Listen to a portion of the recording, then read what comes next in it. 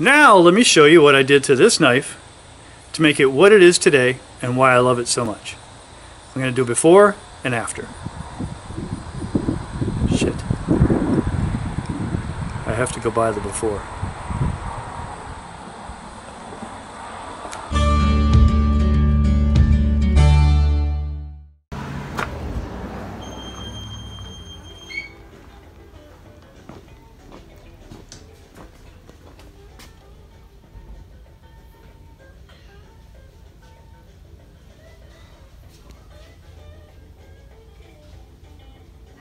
Hi.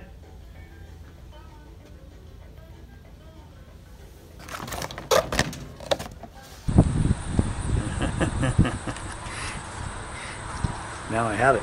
I really didn't know Gerber was making larger blades. I don't know why. I mean, the last large Gerber knife I had was an LMF, and that was 20 years ago. So I was watching Cedric and Ada, one of my favorite YouTube channels, and he started talking about this knife, and it piqued my interest. Then I watched another one from Gideon's Tactical, and his is entitled something about, you know, after 7 years, is it still worth it? And it showed some pretty hard use. I thought, you know what, I'm gonna go get one. And I'm glad I did. I've really enjoyed this knife. And if you want to learn more about these knives, not just how I modified them, I would suggest you go to their channels, again, Cedric and Ada and Gideon's Tactical. So I guess first things first, let's do a side-by-side of the two knives.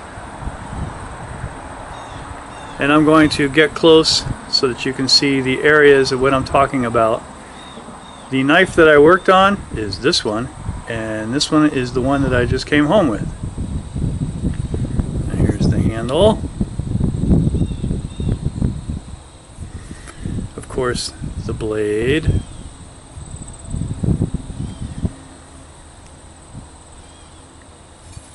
And the butt. Okay, and you can see this one's showing some signs of wear. This one's brand spanking new. What's really cool, let's check it out. Sequential numbers. What are the odds? That's just bizarre. You all know the feeling. You're so excited. You bring a new knife home, you tear open the packaging, and you want to use it right away. I was like that with this knife. And I really thought that I'd be able to do that. So I used it a little bit and found that's not the case. A couple of things have got to change. And as a side note, I would like to say this directly to knife designers. For the love of God, take a prototype out into the field and use it. Use it for a while. And if you come back to your office and you're looking at your right hand and going, oh, holy crap, that hurts. There must be a couple of spots on there that are kind of hot. I've got a callus here. That looks kind of raw. And I had to keep changing the grip, and I had to stop doing what I was doing.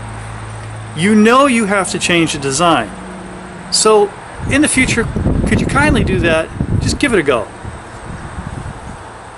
First thing that needed to go was this. That's the after. Here's the before. See how that sticks up? It's pointy. You don't need this jabbing into this part of your hand, the web, when you're choked up, making feather sticks. You want something nice and round and smooth and soft, like that. See how much better that is? That didn't take long. Now I have a little belt grinder, but you can do that with a bastard file. Bastard. Same with the one on the bottom. That's pointy. That sticks down way too far. You don't need that much. Sure, you want a little finger guard, so take some off. Little finger guard. Still there. Keeps you from sliding forward. You might be thinking this, so I'm going to stop you right there. Taking these things off in no way affects the retention in the sheath. There you go. This piece of plastic is all that's holding that in. See? So don't worry about that. Have at it. Grind what you want off. I ground all the way down till I hit the rubber. Well, just about till I hit the rubber. You can see that. And then I left a little bit more here.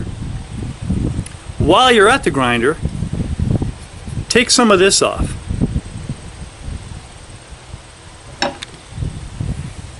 See how that flares up? You don't need that to flare up. Make it nice and flat. It's still kind of rounded, but just flatten that out. You see the subtle difference.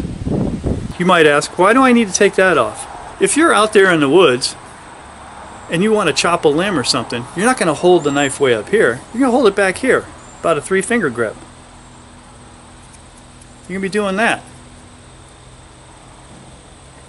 See where that's hitting? That action would get really old if just that little bit of a nub was stabbing you in the middle of the palm. So that's why you want that gone. Trust me, you do. And then, unless you're being deployed, you really don't need something super sharp back here as a skull crusher or a nut crusher, you know, almonds, pecans, that sort of thing. You also don't need something sharp sticking up should you bring your hand down or your elbow, or... So I rounded this one off. Nice and round. Lastly, and I probably should have addressed it firstly, is the edge. Kind of thick when you get it, but still usable. Oh, you can't see that. So that's another thing that I use the belt grinder for. In a subsequent video, I'm going to show you how I do this. And in a way that saves a lot of time, doesn't cause any damage to the knife, doesn't overheat anything, but you don't have to do the other thing that I've made a video about on how to convex an edge, because it's a lot of steel you're taking off. Belt grinder is the way to go. So those are the things that I changed on the knife. Next, the sheath. Here are the two sheaths. Now just the plastic part. I'm not going to hold the webbing part up yet. So here's the front. Modified. Fresh from the box. And here's the back. And the sides. And here's the webbing that fits on, and you can make a dangler and all that kind of silliness. And here's all the plastic doodads. So that you can molly attach. This goes on, this goes in here. I mean, this is all really neat if you want to put it on a backpack or whatever. I like TekLoks because you can go click, it's on, click, it's off. First thing you need to do is cut this off. Cut it right down to the flat part. See? Gone. Then you need to cut all of these off. Boom, boom, boom. Gone. Grinder, I don't care what you use. Once you have a nice flat surface, a clean slate, I like to say, then you can start doing the other stuff. First thing I had to do to put this Terzuola Civivi TekLok on was, of course, I could get it in the top hole, but the second hole was off just a skosh. I mean, so you had to warble it out a little bit.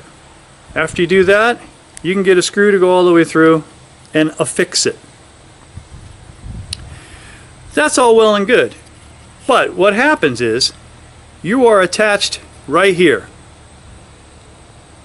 See? That's the only point of attachment. All of that is cantilevered. That could be weak. You don't know how strong this stuff is. Could break. So to avoid that, I cut a piece of rubber, which is actually a rubber bungee cord. Find something to put here to act as support. And then all I did was super glue everything together, make sure it stayed. And no spacers. Now you need to do that. You can't just put this flat against here. Why? I'm glad you asked.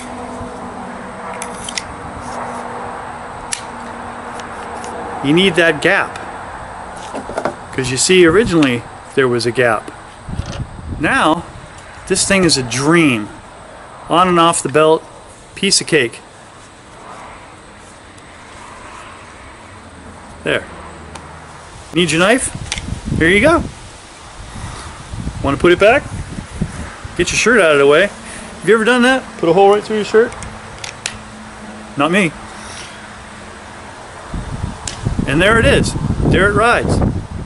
I wouldn't go through all this if I didn't highly recommend this knife.